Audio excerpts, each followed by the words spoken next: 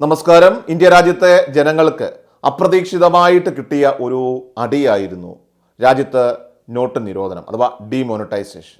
രാജ്യത്ത് കള്ളപ്പണത്തിൻ്റെ അനിയന്ത്രിതമായിട്ടുള്ള ഒഴുക്കിനെ തടയിടാനും അത് നിയന്ത്രിക്കാനും തീവ്രവാദ പ്രവർത്തനങ്ങളെയും അതുപോലെ തന്നെ മയക്കുമരുന്ന് കച്ചവടങ്ങളെയും ഇല്ലാതാക്കാനും എന്ന് പറഞ്ഞായിരുന്നു നരേന്ദ്രമോദി നേരം ഇരട്ടി വെളുക്കും മുമ്പ് തന്നെ 500-ൻ്റെയും അതോടൊപ്പം തന്നെ 1000-ൻ്റെയും നോട്ടുകൾ അസാധുവാക്കി. എന്നാൽ 8 വർഷങ്ങൾക്കിപ്പുറം രാജ്യത്ത് പ്രഖ്യാപിത ലക്ഷ്യങ്ങൾ നടന്നില്ലെന്ന് മാത്രമല്ല, അവയുടെ പ്രത്യാഘാതങ്ങൾ ഇപ്പോഴും നമ്മുടെ രാജ്യത്ത് നിലനിൽക്കുന്നുണ്ട്, സമൂഹത്തിൽ നിലനിൽക്കുന്നുണ്ട്. ATMകളിലും ബാങ്കുകളിലും ദിവസങ്ങളോളം വരി നിന്ന് ജനങ്ങളുടെ നടുവൊടിഞ്ഞതും അതുപോലെ ബാങ്കുകളിൽ പ്രതിസന്ധി സൃഷ്ടിച്ചതും എല്ലാം തന്നെ ഇതിൻ്റെ ഒരു ഭാഗമാണ്. പ്രഖ്യാപിത ലക്ഷ്യങ്ങളൊന്നും നോട്ട് നിരോധനം കൊണ്ട് നേടിയില്ല എന്നതാണ് മറ്റൊരു വസ്തുത. തീവ്രവാദ ആക്രമണങ്ങളിൽ രാജ്യത്തെ കുറവ് രേഖപ്പെടുത്തിയെങ്കിലും ലോകത്തെ ഏറ്റവും കൂടുതൽ തീവ്രവാദിത പ്രദേശങ്ങളുടെ ആദ്യ 10-ൽ ഇന്ത്യയുമുണ്ട്. മയക്കുമരുന്ന് ഉപയോഗവും അതുപോലെ തന്നെ വിതരണവും ഇന്നും വലിയ മാറ്റമില്ലാതെ തുടരുന്നു എന്നത് മറ്റൊരു സത്യമാണ്. അപ്പോൾ പിന്നെ ഒരു ഒറ്റ രാത്രി കൊണ്ട് 500-ൻ്റെയും 1000-ൻ്റെയും നോട്ട് അസാധുവാക്കിയത് എന്തിനായിരുന്നുവെന്ന ചോദ്യത്തിനാണ് ഇപ്പോൾ ഉത്തരം കണ്ടെത്തേണ്ടത്. 8 വർഷം ഉത്തരം ലഭിക്കാത്തത് അതുകൊണ്ട് തന്നെയാണ്. നോട്ട് നിരോധനം സാധാരണക്കാരെ വലച്ചെങ്കിലും നേട്ടമുണ്ടാക്കിയത് BJP സർക്കാർ തന്നെയായിരുന്നു എന്നാണ് ആക്ഷേപം. അത് സംബന്ധിച്ച് പല വാർത്തകളും പുറത്തു വരികയും ചെയ്തിരുന്നു.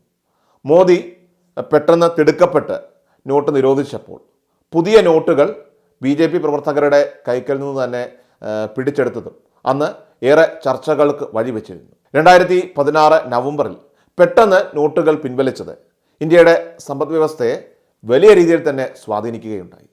ഡിമാൻഡ് കുറയുകയും ബിസിനസ്സുകൾ വളരെയധികം പ്രതിസന്ധി നേരിടുകയും അതോടൊപ്പം തന്നെ രാജ്യത്തിൻ്റെ മൊത്ത ആഭ്യന്തര ഉത്പാദനത്തിൻ്റെ GDP അത് വളർച്ച 1.5% കുറയുകയും ചെയ്തു. നോട്ട് നിരോധനത്തിന് ശേഷം നിരവധി ചെറിയ ബിസിനസ് യൂണിറ്റുകൾ പോലും അടച്ചു പൂട്ടേണ്ട ഒരു സാഹചര്യമുണ്ടായി. കള്ളപ്പണം തടയുക, കള്ളനോട്ട് നിയന്ത്രിക്കുക എന്നിവയായിരുന്നു നോട്ട് നിരോധനം ഏർപ്പെടുത്തിയതിൻ്റെ പ്രധാന കാരണമായിട്ട് അന്ന് മോദി സർക്കാർ പറഞ്ഞിരുന്നത്.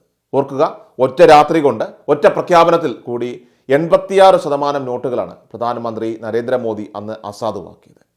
50 ദിവസം തരൂ, എന്നിട്ടും കാര്യങ്ങൾ ശരിയായില്ലെങ്കിൽ എന്നെ നിങ്ങൾ ശിക്ഷിക്കൂ എന്നായിരുന്നു അന്ന് നോട്ട് നിരോധനത്തിന് ശേഷം പ്രധാനമന്ത്രി നരേന്ദ്രമോദി ജനങ്ങളോട് അഭിസംബോധന ചെയ്ത് പറഞ്ഞത്. എന്നാൽ ഇന്ന് മോദിയുടെ അതേ തട്ടകമായിട്ടുള്ള ഗുജറാത്തിൽ നിന്നും 2016-ൽ നിരോധിച്ച് 500-ൻ്റെയും 1000-ൻ്റെയും രൂപ നോട്ടുകൾ ഇപ്പോൾ പിടിച്ചെടുത്തിരിക്കുകയാണ്. 75 ലക്ഷം രൂപയുടെ നോട്ടുകളാണ് പിടിച്ചെടുത്തിരിക്കുന്നത്. സംഭവത്തിൽ റിയൽ എസ്റ്റേറ്റ് മേഖലയുമായിട്ട് ബന്ധപ്പെട്ട് പ്രവർത്തിക്കുന്ന 4 പേരെ കഴിഞ്ഞ ദിവസം അറസ്റ്റ് ചെയ്തതായിട്ടാണ് പോലീസ് വൃത്തങ്ങൾ നൽകുന്ന വിവരം. ഇൻ്റലിജൻസ് റിപ്പോർട്ടിൻ്റെ അടിസ്ഥാനത്തിൽ ഗുജറാത്തിലെ ബിംബൂർ ഗ്രാമത്തിൽ റെയ്ഡ് നടത്തിയപ്പോഴായിരുന്നു പണം കണ്ടെത്തിയത്. ഈ 4 പേരും സ്ഥലക്കച്ചവടം നടത്തുന്ന ബ്രോക്കർമാരാണ്. അപ്പോൾ ഈ കൗണ്ടർഫീറ്റ് നോട്ടുകൾ, നിരോധിച്ച നോട്ടുകൾ റിയൽ എസ്റ്റേറ്റ് മേഖലയിൽ ദുരുപയോഗം ചെയ്യാനായിരുന്നു ഇവരുടെ നീക്കമെന്നാണ് സംശയിക്കുന്നത്. ഇതാണ് പോലീസ് പറയുന്നത്. എന്നാൽ ഇപ്പോൾ വരുന്ന ഏറ്റവും പ്രധാനപ്പെട്ട ഒരു ചോദ്യം അതല്ല. മോദിയുടെ തട്ടകമായിട്ടുള്ള ഗുജറാത്തിൽ നിന്നും ഈ നിരോധിക്കപ്പെട്ട നോട്ടുകൾ അത് കണ്ടെടുത്തത് കേന്ദ്ര സർക്കാർ അറിയാതായിരിക്കില്ല എന്നതാണ്. കേന്ദ്ര സർക്കാരിനും ഇതുമായി ബന്ധമുണ്ടെന്ന് ആരോപണങ്ങളും ഉയരുന്നുണ്ട്. എന്തായാലും ഈ സംശയം പൂർണ്ണമായിട്ടും തള്ളിക്കളയാൻ സാധിക്കില്ല എന്നതാണ് മറ്റൊരു യാഥാർത്ഥ്യം.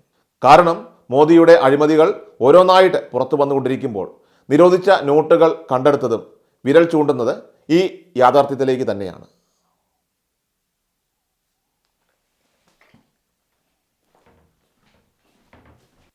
ക്രിഷ്യൽ മീഡിയ എല്ലാ ദിവസവും വാർത്തകൾക്കും അറിയിപ്പുകൾക്കുമായി യൂട്യൂബ് ചാനൽ സബ്സ്ക്രൈബ് ചെയ്യുക, ഫേസ്ബുക്ക് പേജ് ഫോളോ ചെയ്യുക. വാർത്തകളുടെ നോട്ടിഫിക്കേഷനായി ബെൽ ഐക്കൺ എനേബിൾ ചെയ്യുക.